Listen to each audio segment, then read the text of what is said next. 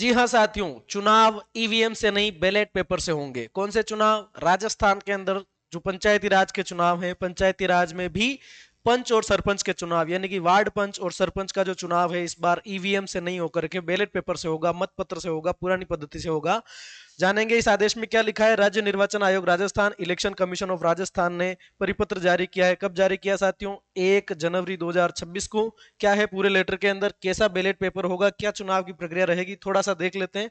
ध्यान से देखिएगा। आयोग अपने उक्त आदेश क्रमांक 5768 दिनांक 5 दिसंबर 2019 को अधिक्रमित करते हुए पंच और सरपंच पदों के निर्वाचन हेतु मत पत्र का प्रारूप निम्नांकित रूप से विहित करता है। पहला, जो बैलेट पेपर है, जो बैलेट पेपर होगा किसका, मतलब सरपंच और पंच दोनों चुनाव में, उस बैलेट पेपर की चौड़ाई 4 इंच होगी भाई साहब। ठप्पे लगेंगे इस बार, है ना। पंच एवं सरपंच चुनाव हेतु प्रत्येक मतपत्र के ऊपरी भाग में 2.5 सेमी की जगह होगी जिसमें क्रमानुसार निम्नांकित विशिष्टियां विवरण अंकित होगा। बैलेट पेपर में क्या क्या अंकित होगा? ऊपरी भाग पर काली बॉर्डर लाइन होगी, बाईं ओर मतपत्र का क्रमांक लिखा होगा, बैलेट पेपर का नंबर। सरपंच पद हेतु मतपत्र के ऊपरी भाग के दाईं ओर पंचायत सर्किल का नाम एवं इसके नीचे निर्वाचन की विशिष्टियां, साधारण निर्वाचन अथवा उपनिर्वाचन, निर्वाचन कौन सा साधारण है या उपनिर्वाचन है, इस तरह से लिखा होगा। जैसे साधारण निर्वाचन 2026 या उपनिर्वाचन 2026। पंच पद हेतु मतपत्र के ऊपरी भाग के दाईं ओर पंचायत सर्किल का नाम, वार्ड संख्या और निर्वाचन की विशिष्टियां, साधारण निर्वाचन है या उपनिर्वाचन, ये अंकित होगा, है ना। शब्दों में इसके साथ ही चुनाव का वर्ष उक्त उप बिंदु ग में अंकित उदाहरण के अनुसार एक के नीचे एक अंकित किया जाएगा। बताऊंगा बैलेट पेपर कैसा है, इसी के अंदर बॉर्डर दे रखा है उसका फॉर्मेट। ऊपरी भाग को मत पत्र से पृथक करने हेतु काली सीमा रेखा, काली बॉर्डर लाइन होगी, वहां से पृथक किया जाएगा।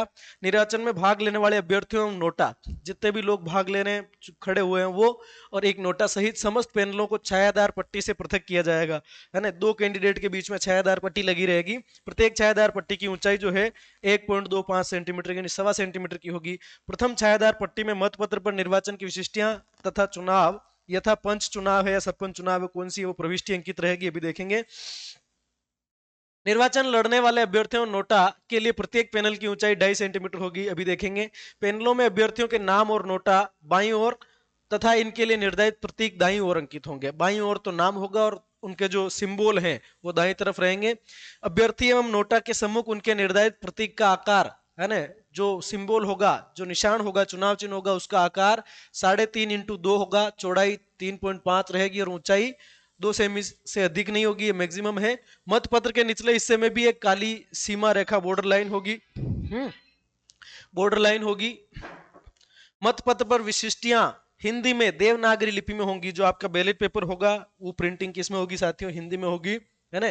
किसी निर्वाचन में भाग लेने वाले अभ्यर्थियों की संख्या नोटा सहित 9 तक होने पर मतपत्र एक स्तंभ में होगा, है ना। कैंडिडेट मतलब नोटा और सारे कैंडिडेट मिला के 9 अभ्यर्थी हैं, है ना, 9 आदमी चुनाव लड़ रहे हैं कुल मिला के नोटा समेत, तब तक तो आपका क्या रहेगा? एक ही स्तंभ होगा।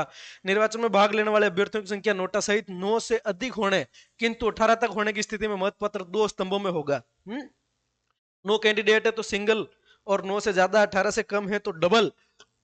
इस स्थिति में निर्वाचन में भाग लेने वाले अभ्यर्थियों की संख्या नोटा सहित विषम होने पर मतपत्र के दाहिने अंतिम स्तंभ का अंतिम पैनल पूर्णतया छायादार रहेगा। अभी देखते हैं कैसे। उदाहरण, यदि एक नोटा सहित चुनाव लड़ने वाले अभ्यर्थी की संख्या 12 है तो मतपत्र में 2 स्तंभों में वितरित होगा। प्रथम स्तंभ में पहले 6 अभ्यर्थियों के नाम एवं दूसरे स्तंभ में 5 अभ्यर्थियों के नाम रहेंगे, है ना। इसके पश्चात नोटा अंकित किया जाएगा। इस स्थिति में कोई भी पैनल रिक्त नहीं होगा। यूं समझ लीजिए कि आपका जो बैलेट पेपर है, अगर कुल मिला के 12 कैंडिडेट हो रहे हैं तो 6 इधर आ जाएंगे और 6 इधर आ जाएंगे, ठीक है।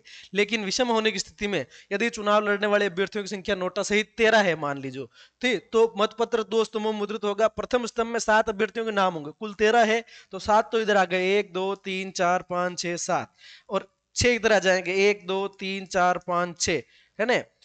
अंकित किया जाएगा 5 अभ्यर्थियों के नाम। इसके पश्चात नोटा इनमें से कोई नहीं अंकित किया जाएगा। दोनों स्तंभों का आकार समान रखने के लिए स्तंभ अंतिम पैनल छायादार होगा। अंतिम पैनल को यहाँ पर क्या कर देंगे? शेडेड कर देंगे ताकि दोनों तरफ से बराबर दिखे, ठीक है। ये आपका मतपत्र का प्रारूप रहने वाला है।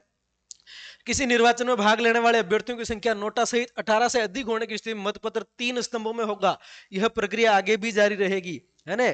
9 कैंडिडेट 1 स्तंभ, 9 से ज्यादा और 18 तक 2 स्तंभ, है ना, और 18 से ज्यादा और 27 तक 3 स्तंभ। हाँ, कहीं कहीं बहुत सारे लोगों को सपने आएंगे, घर घर में से सरपंच खड़े हो जाएंगे, भाई साहब युवा नेता, तब ऐसी कंडीशन बनेगी।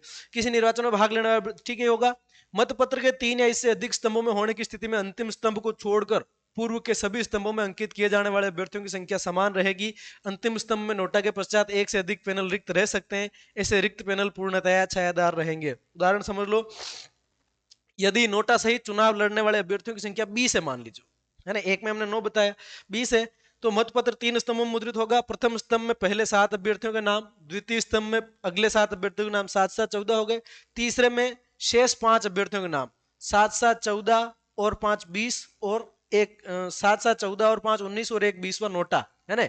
अंतिम पैनल छायादार होगा। यूं मान लीजिए 20 कैंडिडेट हैं, तब क्या कंडीशन बनेगी, ये यूं कहना चाह रहा है कि 3 स्तंभों में आपका मतपत्र होगा,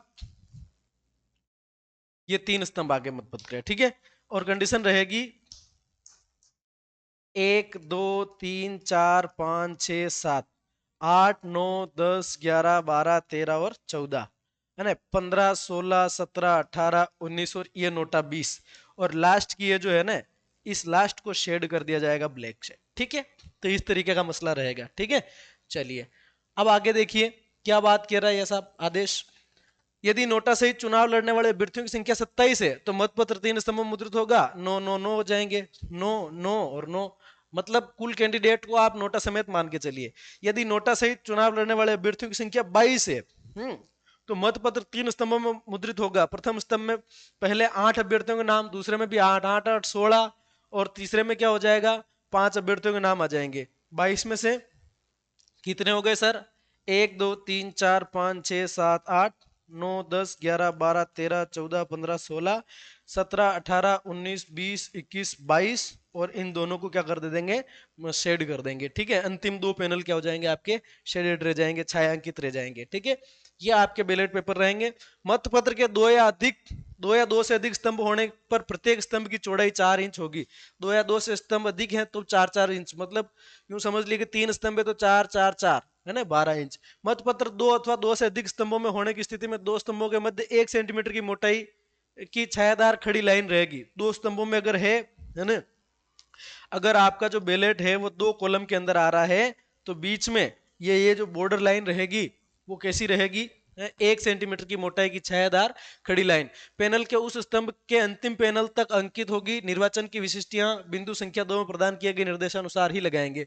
निर्वाचन में भाग लेने वाले उम्मीदवारों के नाम हिंदी वर्णानुक्रम में निर्वाचन लड़ने वाले अभ्यर्थियों की सूची के अनुसार एक दूसरे के नीचे यथास्थिति प्रथम स्तंभ दूसरे स्तंभ इस तरह से नाम लिखे रहेंगे। अंतिम अभ्यर्थी के बाद नोटा, अंत में क्या रहेगा आपका नोटा। तो नोटा का मतलब आप जानते ही हैं, अगर कोई किसी को वोट तो करना चाहे लेकिन किसी को वोट नहीं करना, मतलब मतदान में भाग ले रहा है वोट नहीं कर रहा है, तब वो नोटा। पंच के लिए मतपत्र गुलाबी कागज और सरपंच के लिए मतपत्र सफेद कागज पे होगा, ये इंपॉर्टेंट बात है। पिंक कलर का रहेगा, पिंक कलर का रहेगा वार्ड पंच के लिए, ठीक है, और व्हाइट कलर का रहेगा आपके सरपंच के लिए। मतपत्र 1 और 2 स्तंभ में मुद्रित होने की स्थिति में पंच के लिए नमूना पत्र क्रमशः परिशिष्ट 1 और 2 में और सरपंच के लिए नमूना पत्र क्रमशः परिशिष्ट 3 और 4 में उपलब्ध है। देखो ये परिशिष्ट देख लेते हैं क्या कह रहे हैं ये परिशिष्ट। पंच निर्वाचन के लिए नमूना प्रपत्र, ये समझ लीजिए आप। पंच का मतलब क्या होता है, वार्ड पंच। वार्ड पंच का जो है, मान लीजिए कि कैंडिडेट की कुल मिला की संख्या जो है 9 तक ही है, तब क्या होगा, ये आपका पंच निर्वाचन के लिए मतपत्र का नमूना, एक स्तंभ वाला, पंचायत सर्कल का नाम, ग्राम पंचायत का नाम आ जाएगा, वार्ड की संख्या, कौन से वार्ड पंच का है तो वार्ड की संख्या आ जाएगी, सामान्य निर्वाचन 2026 और बैलेट नंबर यहां पर आ जाएंगे। अब यहां हो गए कैंडिडेट्स के नाम, ठीक है। 9 है कुल, 1 2 3 4 5 6 7 8 9, यहां पर मेंशन क्या कर रखा है, पंच चुनाव, ठीक है। और कैंडिडेट का, इस पहले कैंडिडेट का यहाँ पर चुनाव चिन्ह, बीच में ये 1.25 सेंटीमीटर की काली पट्टी है, फिर दूसरा कैंडिडेट का नाम, उसका चुनाव चिन्ह 1.25 सेंटीमीटर की काली पट्टी है। इस तरह का ये आपका मसला रहेगा, ठीक है। और अगर 9 से ज्यादा कैंडिडेट और 18 से कम है तो आपकी कंडीशन ये रह जाएगी। अब आप देख लो, 1 2 3 4 5 6 7 8 9 10 11 12 और 13 कैंडिडेट हैं। तब आप देखिए कि 13 में से 1 2 3 4 5 6 7 7 इधर आ जाएंगे और 6 उधर आ जाएंगे, 7 और 6 13, और ये लास्ट जो छूट रहा है इसको ब्लैक शेड कर देंगे, ठीक है सारियों, ये हो जाएगा आपका। और सरपंच का मसला देख लो, ये सरपंच का बैलेट पेपर है, ठीक है। मतपत्र एक स्तंभ में मुद्रित होने की स्थिति में सरपंच का होगा तो वो कंडीशन हो जाएगी। यहाँ पर सरपंच चुनाव लिख देंगे, पंचायत सर्कल का नाम, पंच वाले में क्या आ रहा था, वार्ड पंच का मतलब वार्ड नंबर आ रहा था, इसमें वार्ड नंबर हट जाएगा, ठीक है, वो का वही तरीका है। और ये आपका दो होने की स्थिति में। तो ये है साथियों कि इस बार जो आपके चुनाव हैं वो किससे होने वाले हैं, बैलेट पेपर से होने वाले हैं। ये जानकारी थी, मैंने आपको बताई। पंच या सरपंच का चुनाव लड़ने के लिए आवश्यक योग्यताएं क्या है, इस पर भी मैं वीडियो बना चुका हूं, आप चैनल पर जाकर के देख सकते हैं। बाकी एसआईआर से संबंधित किसी भी सहायता के लिए आप चैनल को विजिट करिए। मिलते हैं अगले वीडियो में, तब तक के लिए धन्यवाद।